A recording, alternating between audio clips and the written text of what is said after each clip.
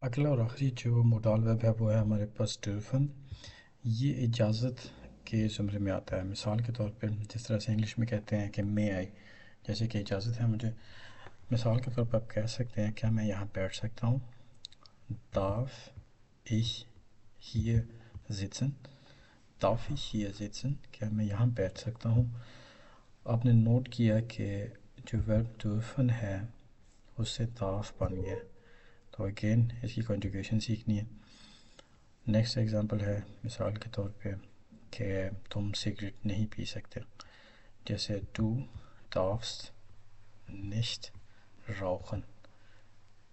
du darfst nicht rauchen، تم cigarette نہیں پی سکتے، تو اب dürfen سے یہاں پہ darfst بن گیا۔